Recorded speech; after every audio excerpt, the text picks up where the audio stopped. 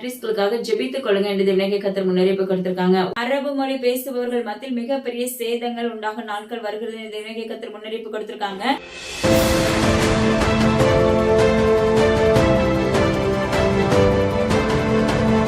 இஸ்லாமியர்கள் மத்தியில விபரீதம் என்று தேவனாகிய கர்த்தர் முன்னறிவிப்பு கொடுத்திருக்காங்க. பரபரப்பான செய்திகள் உண்டாகும் என்று தேவனாகிய கர்த்தர் முன்னறிவிப்பு கொடுத்திருக்காங்க. துபாய் பட்டணத்தில் பாத்தீங்கன்னா அச்சுறுத்தும் காரியங்கள் நடைபெறும் நாட்கள் வரப்போகிறது என்று தேவனாகிய கர்த்தர் முன்னறிவிப்பு கொடுத்திருக்காங்க.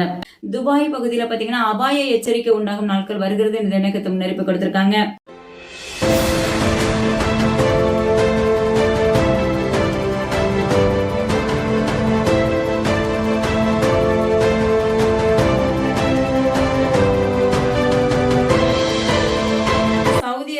மற்றும் கத்தார் பகுதியில குண்டு வெடிப்பு உண்டாகும் நாட்கள் வருகிறதுன்னு சொல்லி இந்த இணையத்தை முன்னறிவிப்பு கொடுத்திருக்காங்க.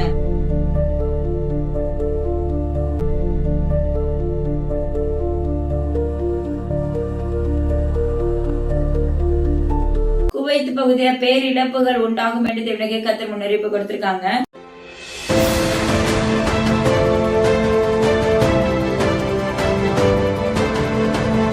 ஈரான் இந்த பகுதியில மீண்டும் குண்டு வெடிப்புகள் ஏற்படும் நாட்கள் வருகிறது என்று தேவனாகிய கர்த்தர் முன்னறிவிப்பு கொடுத்திருக்காங்க. அது மாத்திரமல்ல மிகப்பெரிய சேதம் உண்டாக போகிறது என்று என் தேவனாகிய கர்த்தர் முன்னறிவிப்பு கொடுத்திருக்காங்க. இருக்கிற அநேக பச்சிளம் குழந்தைகளுக்காக ஜெபித்துக் கொள்ளுங்க. 13 வயது வரைக்கும் இருக்கிற குழந்தைகளுக்காக ஜெபித்துக் கொள்ள சொல்லியிருக்காங்க.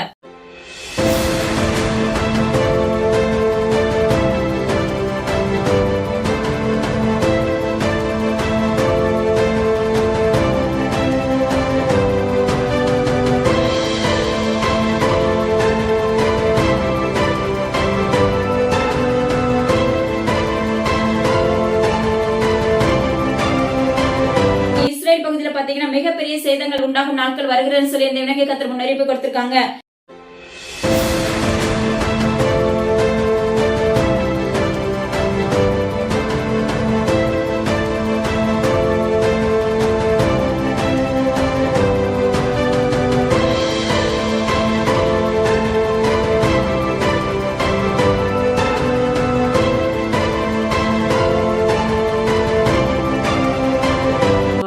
பகுதியில் பாத்தீங்கன்னா கலவரங்கள் அதிகமாகும் நாட்கள் வரப்போகிறது என்று எனக்கு முன்னறிவிப்பு கொடுத்திருக்காங்க.